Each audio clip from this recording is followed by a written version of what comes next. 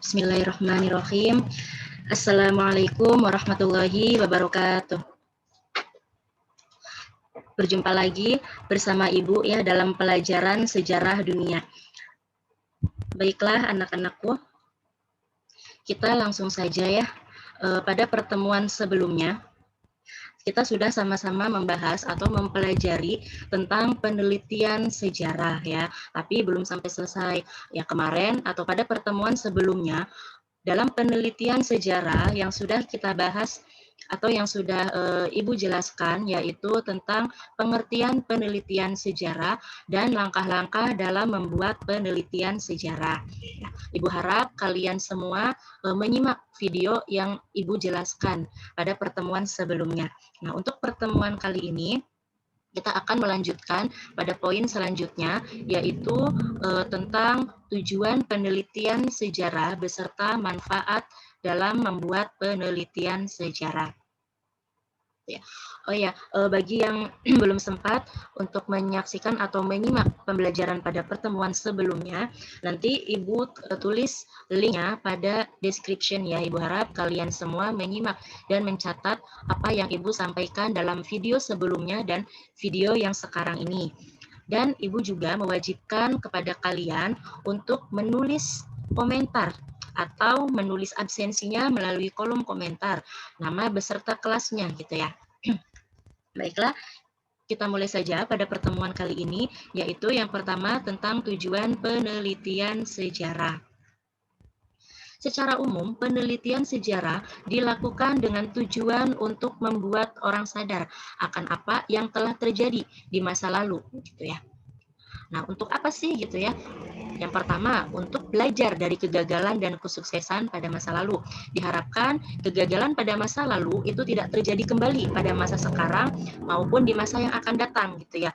Ataupun kesuksesan pada masa lalu itu bisa menjadi pelajaran untuk kita semua agar pada masa sekarang maupun di masa yang akan datang kita dapat mencapai kesuksesan yang lebih lagi daripada masa sebelumnya gitu ya. Yang kedua, diterapkan untuk menyelesaikan masalah ini. Jadi, kejadian pada masa lalu itu bisa dijadikan sebagai pembelajaran atau tolak ukur agar masalah-masalah yang terjadi pada saat ini ataupun di masalah yang akan terjadi pada masa depan itu bisa kita selesaikan dengan baik ya. Dan yang ketiga, membuat prediksi.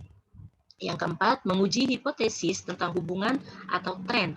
Yang kelima, memahami praktik dan kebijakan pendidikan saat ini secara lebih lengkap. Gitu ya. Silakan kalian pause terlebih dahulu untuk dicatat. Kalau sudah selesai, boleh next ya. Kita lanjutkan pada poin selanjutnya. Ya. Nah, untuk selanjutnya yaitu mengenai manfaat penelitian sejarah. Untuk apa sih ya kita membuat penelitian sejarah gitu ya? Penelitian sejarah digunakan untuk membandingkan catatan peristiwa sejarah dan kegiatan di sekitarnya. Jenis penelitian ini juga membantu untuk mengatur peristiwa bersejarah secara berurutan dan untuk melestarikan data historis sehingga tidak hilang gitu ya.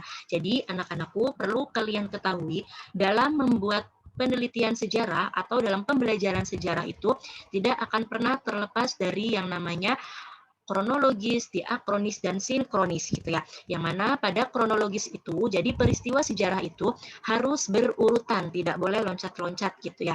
Misalkan kayak kita gitu, sebagai manusia, itu pasti urutannya melalui bayi dulu, balita, anak-anak, remaja, baru dewasa, seperti itu ya. Itu yang namanya berurutan, atau kalau kita alurkan dalam tanggal dari 1, 2, 3, 4, 5. Jadi berurutan, tidak dari 1 langsung ke 5. Gitu ya, jelas ya anak-anakku ya. Nah, selain itu, dalam penelitian sejarah juga memiliki beberapa kelebihan dan kekurangan ya.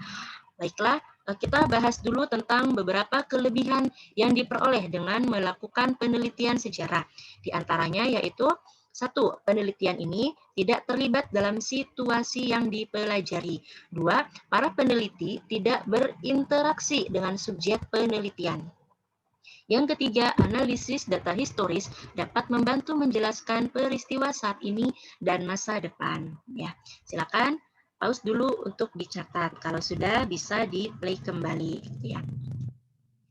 Yang terakhir, ada beberapa kekurangan dalam penelitian sejarah. Jadi, selain memiliki kelebihan, dalam penelitian sejarah juga memiliki beberapa kekurangan. Di antaranya yaitu, yang pertama, data historis tidak lengkap dan rentan terhadap waktu, atau dokumen dapat dihancurkan oleh perang atau dari waktu ke waktu. Yang kedua, itu juga dapat menjadi bias dan korup, misalnya pada buku harian, surat, dan lain-lain. Pastinya dipengaruhi oleh orang yang menulisnya. Dan yang terakhir, penelitian sejarah adalah kategori yang kompleks dan luas karena topik penelitian.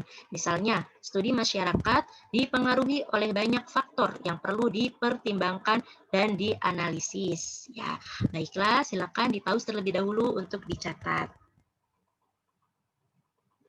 Ya.